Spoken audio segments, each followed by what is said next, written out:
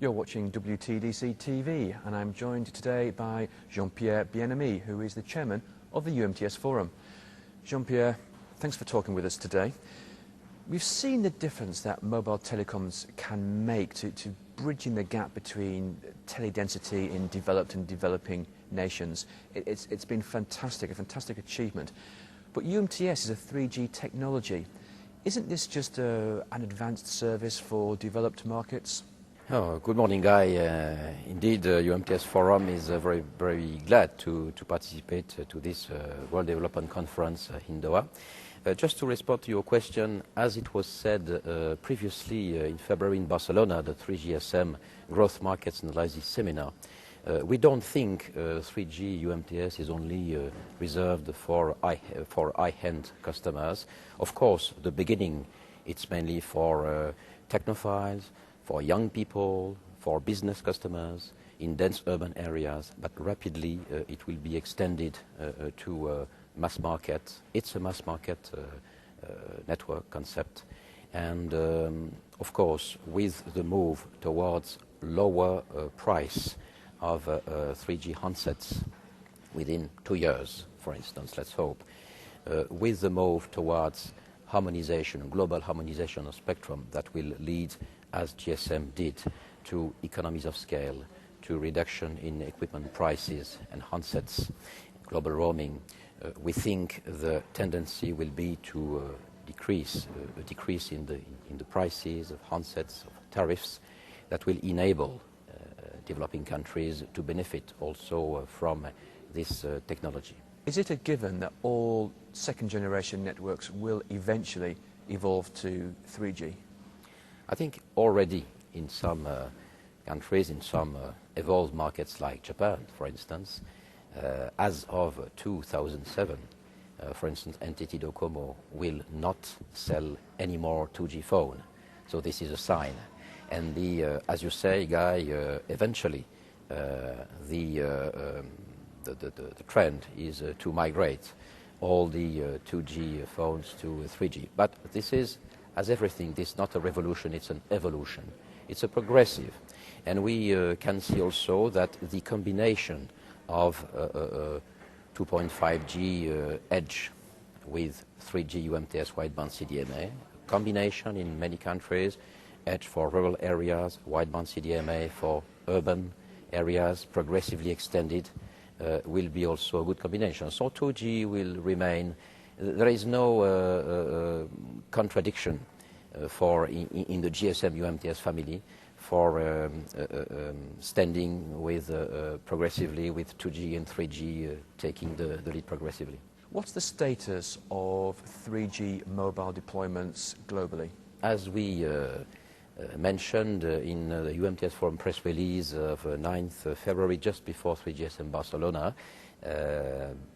by the end of January of this year, we have passed the 50 million mark in 3G UMTS wideband CDMA customers in the world. And if we want to be completed by something like 22 million CDMA 2000 EVDO customers around the world, mainly in Japan and South Korea, it's a total 3G customers of about 72 million, so more than 2/3 for 3G UMTS and about 1/3 for CDMA 2000. So definitely 3G is no longer a project or an expectation, is a reality, a commercial reality that is now growing. And we expect for UMTS, for 3G UMTS, that this figure will double by the end of this year to have a status around a figure around 100 million by the end of this year.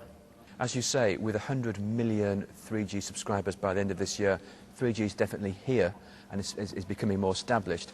So what is the UMTS Forum doing in Doha at the WTDC, and why is it involved in the Connect the World initiative? So for us, we are, of course, closely linked with ITU's activities. The UMTS Forum is a member of the 3 sectors of the ITU, ITUR, with the Spectrum Works, ITU-T, standardization, and ITU-D, of course, with this very important World Development Conference. And we thought that to become a partner at this occasion to the Connect the World initiative of the ITU was a very good opportunity to illustrate the role that 3G mobile and 3G UMTS more particularly could take in bridging digital divide for developing countries.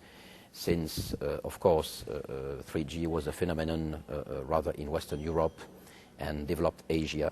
Now it will become a phenomenon in emerging markets, and definitely our figures, our forecasts have showed that by 2020 the growth in terms of mobile subscribers will be in China, will be in India, will be in Russia, will be in Brazil, will be in the Middle East and in Africa, some other countries, and definitely these emerging countries will shape the landscape of futures mobile.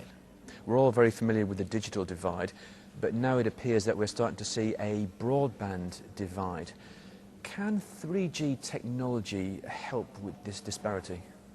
We're convinced of that. We're convinced of that, and let's quote some examples already in Brazil, in India. In India, for instance, and in Brazil, 2G mobile has already contributed to bridge the divide, linking the populations to themselves, to each other, to the communication.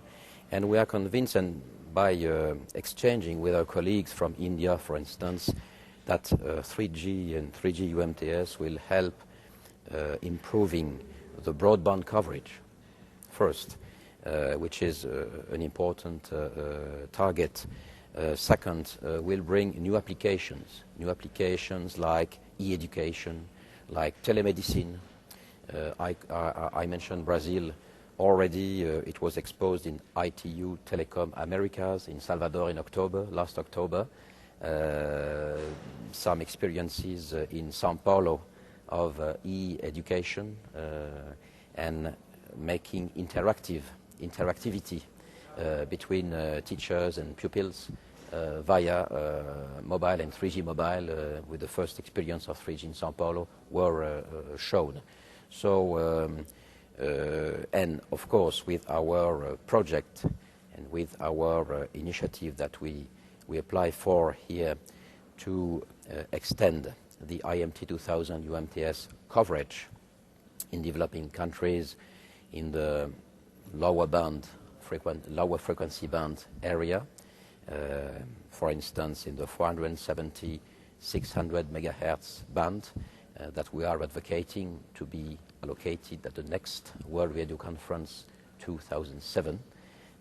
We think definitely that for developing countries, for large areas of low population density, this will offer a very cost-effective 3G mobile coverage that will definitely, at a very interesting cost, enable those remote populations to access broadband and 3G.